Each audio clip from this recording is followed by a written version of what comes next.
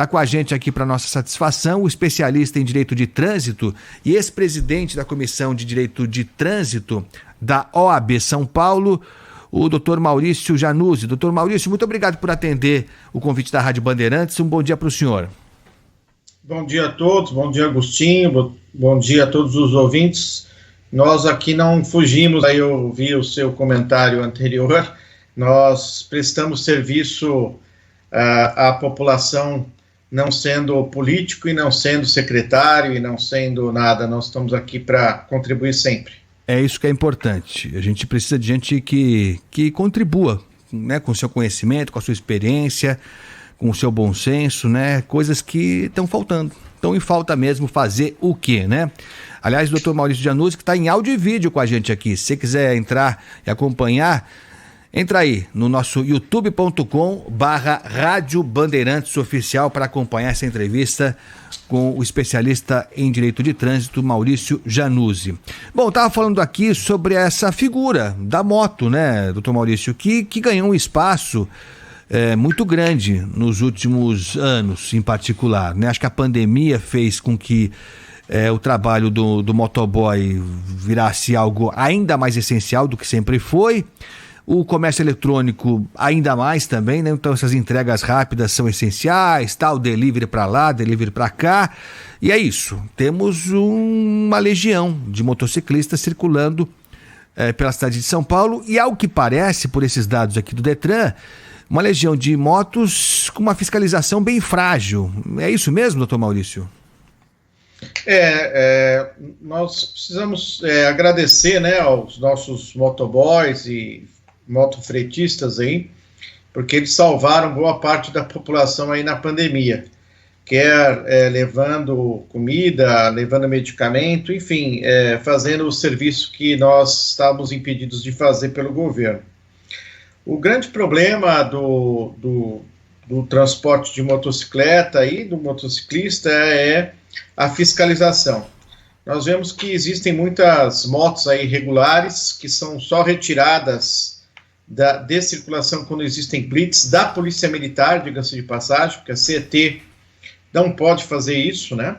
Ela não pode combater essa irregularidade, ela pode apenas e tão somente multar. E essa multa na moto, ela se dá de duas formas, ou através da fiscalização eletrônica, e nós sabemos que aí tem um grande problema, que a moto só tem um emplacamento na parte de trás, e muitos dos radares, eles pegam de frente, não pegam atrás, deveriam pegar de frente e atrás, mas uma grande parte só pega na parte da frente, portanto não multa a moto por ausência, logicamente, do emplacamento.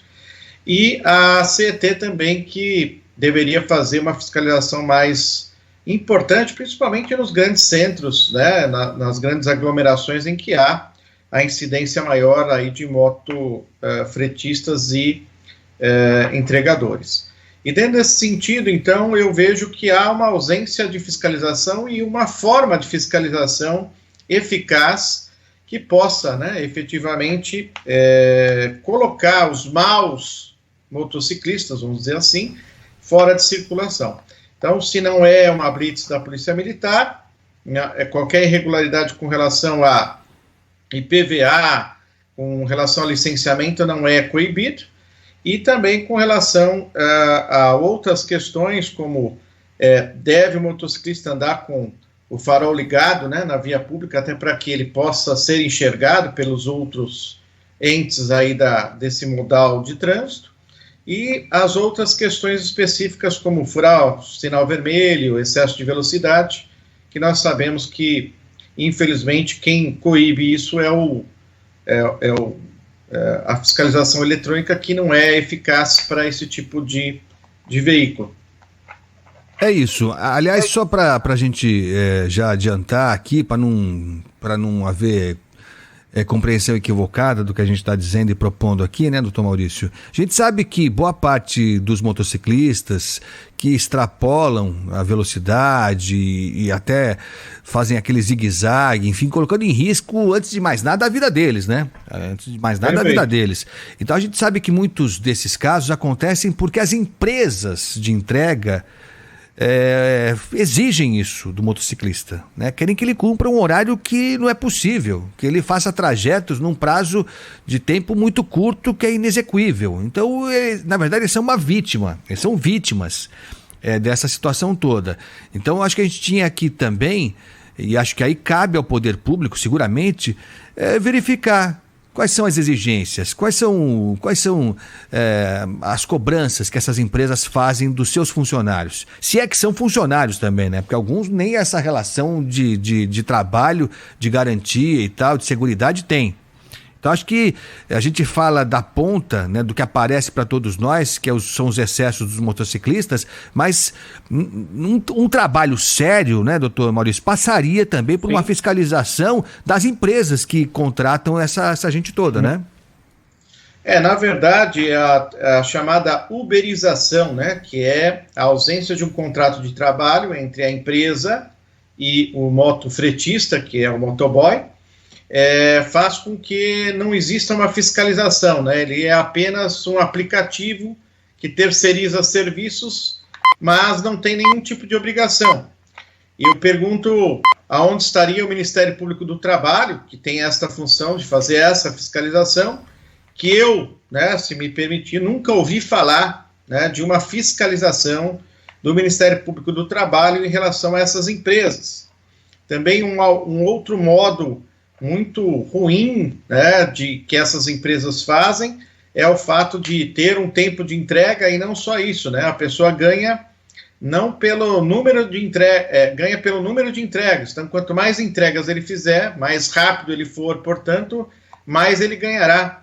Numa competição desenfreada entre mototaxistas, motofretistas e etc., e que isso não é salutar para o próprio motociclista, que muitas vezes se acidenta, ele vai ficar inviável de trabalhar, vai entrar aí no serviço público, que você estava mencionando agora há pouco, que é realmente lamentável, e assim, é uma força de trabalho que se esvai, sem que haja, por parte da empresa, nenhum tipo de fiscalização, nenhum tipo de multa ou de explicação sobre o que acontece, ou seja, vira aquilo que nós chamamos de terra de ninguém, né? Como se não existisse uma legislação específica e como se não existisse um órgão, que é o Ministério Público do Trabalho, que é responsável por essa fiscalização. É isso. Então, Maurício, a gente já falou algumas vezes sobre o que pode e o que não pode ser feito pelo motociclista numa via pública, mas vale repetir. Houve um tempo, né, doutor Maurício, em que o fato do motociclista passar por entre as faixas, né, naquela linha pontilhada, era ilegal. Houve um tempo em que ele não podia. Sim. Ele tinha que seguir como um veículo comum atrás dos carros, atrás do ônibus, era um veículo como outro qualquer, não podia ficar circulando entre as faixas. E aí houve uma mudança, né, doutor Maurício, que eu confesso, tenho minhas dúvidas, né? Até entendo, porque se falava na época, se eu não estou enganado, que a moto, na sua origem, né, pela forma dela, pela agilidade que ela tem, ela teria que ter essa possibilidade, porque senão ela perderia parte da característica dela. Eu não sei se isso faz algum sentido, e os números que a gente vê de pessoas acidentadas talvez desmintam essa autorização que foi dada, mas foi basicamente isso, né? Teve um tempo em que não podia moto passar entre as faixas, né, doutor? Quando foi promulgado esse novo Código de Trânsito Brasileiro, que não é novo, né, de 97, existia uma proibição de trafegar pelos chamados corredores, até porque esses corredores servem, né, de passagem, de troca de faixas para outros tipos de veículo. E, tecnicamente, nós víamos lá, não sei se o ouvinte vai se lembrar, de muitas brigas, né, entre os motociclistas e quem estava no automóvel, de fechar a faixa, etc., que às vezes existia ali uma briga, quebrava espelhinho, né, retrovisor do carro, havia essa animosidade. E aí, num lobby que foi feito no Congresso Nacional, não me pergunte qual a categoria, mas foi permitido volta de trafegar pelos corredores, o que é um risco, né, para o próprio motociclista, é um risco para todos os outros que estão aí nas vias públicas, porque nós sabemos que entre os carros, eles excedem a velocidade, até porque os congestionamentos que ocorrem aqui nas capitais do Brasil são enormes, e a vantagem que a moto tem é de trafegar nesses corredores que, repito, são um perigo, porque quando há o acidente, esse acidente é grave, esse acidente, nós sabemos que o motociclista, muito embora com capacete, ele paga aí com seus braços e pernas na maioria das vezes, e é mais um gargalo para o serviço público de saúde e também para o INSS, para aqueles que infelizmente ficam inválidos, etc. O governo, ele tenta secar o gelo de um lado e aí ele vai fazer com que haja um gargalo grande no serviço público de saúde por conta desses acidentes. Mas, se me permitir, eu estava ouvindo até você falar sobre essa faixa na 23 de maio, essa faixa pontilhada azul, ela foi feita e está colocada, por incrível que pareça, entre as faixas de rolamento, ou seja, no corredor. E por que, desta faixa que foi realizada como uma experiência? Justamente porque não há, foi institucionalizado a possibilidade disso, e ela é um pouco mais larga do que uma faixa normal, fazendo com que os motoristas enxerguem, e guardem a distância suficiente para que haja, então, o deslocamento dos motociclistas nesse local. Nos idos lá de 2010, 2012, se tentou fazer isso na Avenida Sumaré, colocando esta faixa, ao invés de ser nesse local em que está na 23 de maio, numa das bordas, da via pública, e ela foi abandonada. Ela foi feita uma experiência, era uma faixa também azul, e que não deu resultado positivo. Agora, o que me espanta mais é que as coisas são testadas, no caso, me parece, pela estatística que está dando resultado, tem que ser fazer uma audiência pública com os motociclistas e com os taxistas, com as pessoas que estão aí diuturnamente no trânsito, para saber se isso melhorou ou não, e mais do que isso, se isso está evitando acidente. Se está, por que não, expandir essa questão com relação a outras vias públicas, desde que haja, por parte da CT, que eu não sei quem é o presidente atual, nem o secretário de vias públicas da capital, ele venha a público e demonstre estatisticamente, através de uma audiência pública, que isso é viável. É isso, eu confesso, assim, lógico, eu sou um leigo, A gente acompanha e vai vendo experiências e tal, como o senhor falou, essa da Sumaré eu lembro bem, e outras, houve outras também, houve uma, não sei se o senhor lembra, vai lembrar, eu acho, na própria 23 de maio, em que durou pouquíssimo tempo, em que se determinava que as motos deveriam seguir mesmo atrás dos carros. Não podiam mais ficar zigue-zagueando. Andar pelos corredores. Não podia. E aí a associação dos motociclistas, dos motoboys, falou, não pode mais? Aí eles foram fazendo assim, ficou uma fieira de moto. Começava em Santana e ia até o aeroporto, porque só podia ficar numa faixa só. Então, assim, não deu também certo. Acho que ninguém quis colaborar muito, mas não deu certo também. E quando se anunciou essa faixa azul aqui, me pareceu uma solução tão simplória, que eu falei assim, se era tão fácil assim, por que nunca fizeram antes, Mas, enfim, a gente torce para dar certo. E pelos dados oficiais, o que disseram foi que está dando certo. Primeiro, que é o seguinte, parece que não houve mais nenhum acidente na 23, com morte de motociclista, depois da implantação dessa faixa. Essa faixa, ela, até onde eu sei, ela não é obrigatória, o motociclista ele pode andar em outras faixas, mas parece que o motociclista está usando essa faixa azul mesmo, na 23. E parece que deu resultado. Eu só tenho receio porque algumas coisas que funcionam na 23 talvez não funcionem em outros locais, Porque a 23 é muito particular, é uma retona mesmo, não tem semáforo. Então, assim, tudo bem, tudo que vier para ajudar é bom, mas se você chegar à conclusão que você tem uma alternativa, uma solução que só vale para uma via, aí não vamos muito longe, doutor Maurício? Por isso que é importante fazer as experiências, implementar em alguns locais, que tenham essas mesmas características, e acredito que não é só a 23, mas outras vias também têm essas características, e que aquela que der resultado positivo, aquela que evitar acidente, aquela que vai fazer com que o motociclista não faleça, não sofra acidente, já está valendo. Aquilo que nós possamos buscar para que a vida seja preservada e que o trânsito melhore, ela tem que ser feita. Tem que ser feita, e também, né, não adianta fazer e não conversar, não dialogar com as categorias. Ouvir o sindicato, ouvir as associações que são desses motofretistas e motoboys, para que que eles possam dar essa opinião de se está valendo, se não está valendo.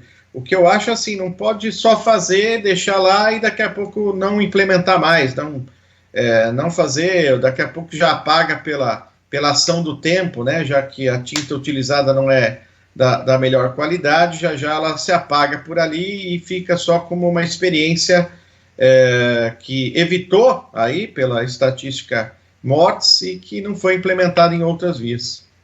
É isso aí, estamos conversando com o Dr. Maurício Januzzi, que é especialista em Direito de Trânsito e ex-presidente da Comissão de Direito de Trânsito da OAB São Paulo. Dr. Maurício, a gente fala de indústria da multa, aí o poder público fica chateado que não tem indústria da multa, que nada, que na verdade a legislação quer preservar vidas e tal.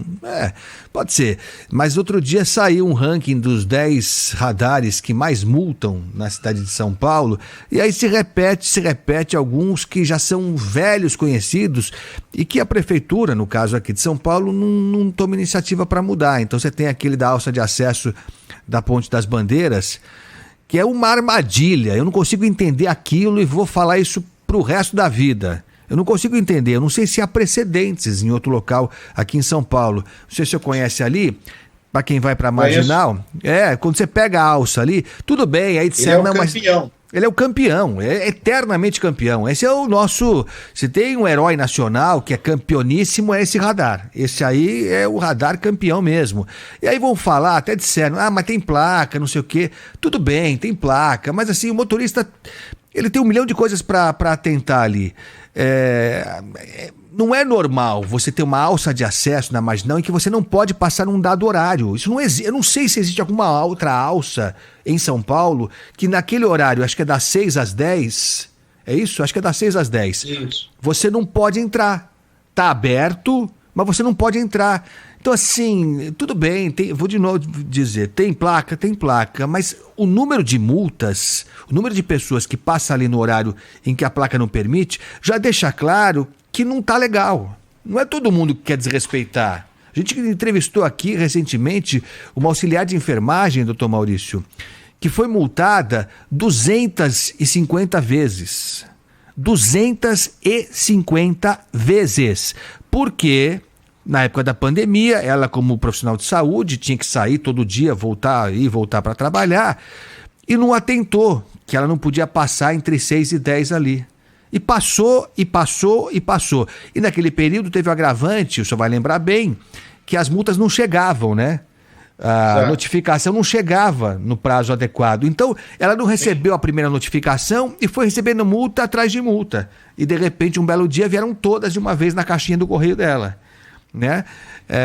Então, assim, quando a gente fala de indústria da multa, são por esses aspectos. Aliás, sobre isso, doutor Maurício, tem gente ainda que não conseguiu se livrar dessas multas que recebeu na pandemia e que estão sendo notificadas agora, muito tempo depois. Há o que fazer em relação a isso, levando em conta que a lei estabelece um prazo máximo em que essa notificação tem que chegar na casa do suposto infrator, né?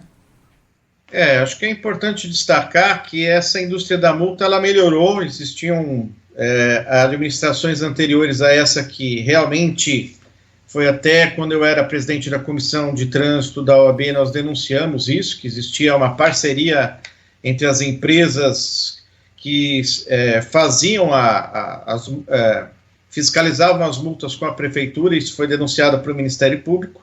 Hoje, felizmente, isso não existe mais.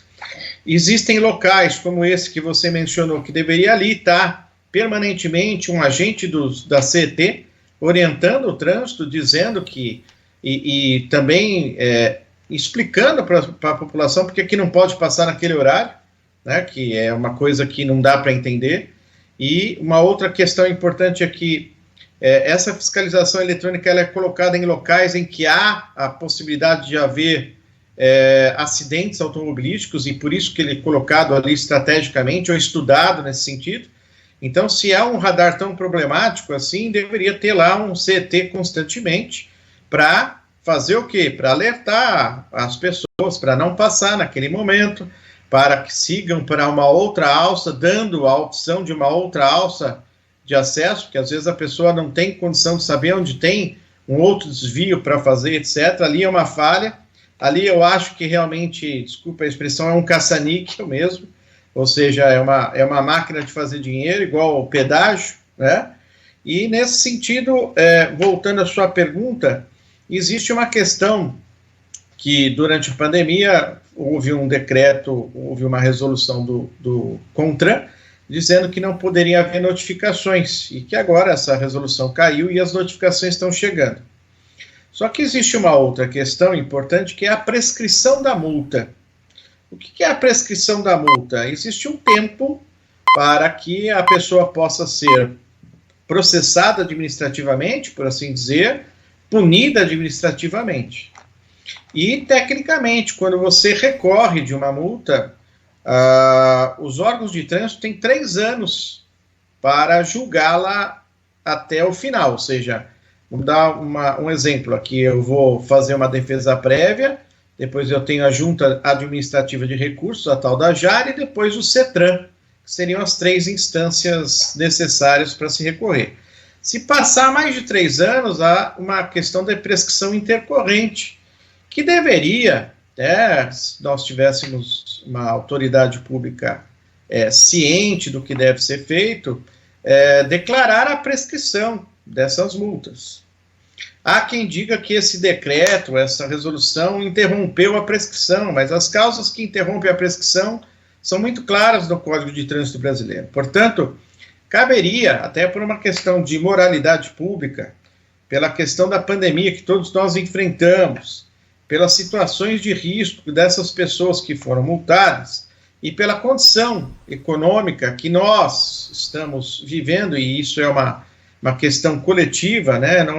Eu não vejo quem está aí nadando de braçada em dinheiro, que se declarasse a prescrição intercorrente dessas multas e daqui para frente, já num novo sistema, se fizesse então as multas, as intimações dentro do prazo, daquele prazo de 30 dias inicial, mais no máximo 360 dias para julgar nas 2 instâncias, e aí fazer com que a pessoa, então, tivesse a punição. Mas da forma como estão fazendo, nós vivemos num período de exceção, né, por conta da pandemia, e esse período de exceção devia ser respeitado pela regra da prescrição intercorrente, coisa que eu não estou vendo os órgãos de trânsito, não só do estado de São Paulo, mas dos outros estados também fazendo isso. Doutor Maurício Januzzi, especialista em direito de trânsito, só para encerrar, agradecendo demais a sua presença aqui na Rádio Bandeirantes, o senhor falou, né, é verdade mesmo, né, houve um período em que era uma coisa escancarada mesmo, essa tal da indústria da multa, eu sempre conto aqui, e é pura verdade, eu não vou me recuperar nunca disso, preciso fazer tratamento, porque teve um dia que eu fui multado, eu estava com meu carro e tal, e vi um marronzinho da CT olhando com cara de mal para mim. E eu achei que ele tinha me multado. Mas eu falei assim, mas eu não fiz coisa alguma, não é possível que ele tenha me multado. Mas eu parei, tive a pachorra de ir até lá e perguntar para ele. Ele falou, não, multei, o senhor estava usando o celular, dirigindo com o celular. Eu falei assim, mas eu não estou com o celular. Eu não estou com o celular. Eu não estou com o celular agora. O senhor pode me revistar o meu carro? Não tem o celular comigo. Ah, não, então o senhor recorre.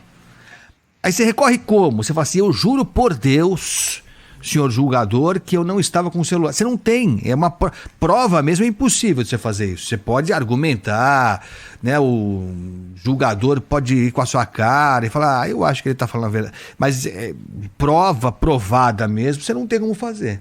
Nesse caso, você não tem como fazer, até porque o tal do CT, do policial e tal, tem aquela presunção, né? Ele tem fé pública. Fé pública, né? A presunção de que ele está falando a verdade, né? Então aí você se lasca mesmo.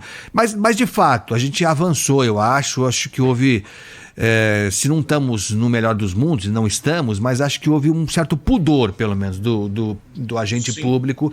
Mas aí, só para a gente encerrar, o senhor não acha que quando a prefeitura, seja qual for, estabelece no orçamento dela quanto ela vai arrecadar com multa no ano seguinte, multa de trânsito, o senhor não acha que só daí, só de saída, já mostra que o poder público tem intenção de multar? O senhor não acha isso ou não? Tem essa questão que, assim, a multa não poderia entrar em orçamento. Até uma questão do direito constitucional. Os meus colegas de direito administrativo podem até falar melhor, mas a multa, ela vem, lógico, ela entra no erário como um valor, e no caso da multa de trânsito, se me permitir, acho que a população tem que saber, ela deve ser empregada 100%, é carimbada para as questões de trânsito. É isso que não há fiscalização, ou seja, ela não entra no orçamento para, por exemplo, comprar viaturas, pagar os funcionários da CET, por exemplo... Tapa buraco. Exatamente. Ou seja, tecnicamente ela tem que ser usada em vias públicas para melhorar as condições de trânsito, fazer melhorias na sinalização, que é ridícula, sempre desculpa, né, a sinalização horizontal e vertical, ela não é pintada como deveria, não há uma manutenção. Na questão também de um aumento das vias públicas, enfim, é um dinheiro carimbado. E essa fiscalização do que é arrecadado e da onde é empregado é que não existe. Para aí, e eu pergunto, né, aos vereadores da cidade de São Paulo, que tem esta obrigação de fiscalizar, de ajudar no orçamento e de fiscalizar onde é empregado o dinheiro público, que não há uma denúncia, existe CPI para tudo nesse país, menos a CPI do trânsito. O dia que tiver uma CPI do trânsito para saber de onde é empregada as multas do município de São Paulo, para a melhoria do trânsito da cidade, eu vou ficar feliz, faço até questão de comparecer, no sentido de saber o que os nobres vereadores e vereadoras da cidade de São Paulo têm a dizer a respeito disso para a população. Se a população está feliz que não existe mais, por exemplo, congestionamento, se a população está feliz que ela sabe que quando ela entra, por exemplo, na marginal do Tietê, ela vai ter uma alça de acesso que ela vai saber para onde sair, né? Porque se ela errar a alça de acesso, ela vai parar lá em Guarulhos, ela não tem como entrar nos bairros, mais pela marginal do Tietê, e essas questões todas.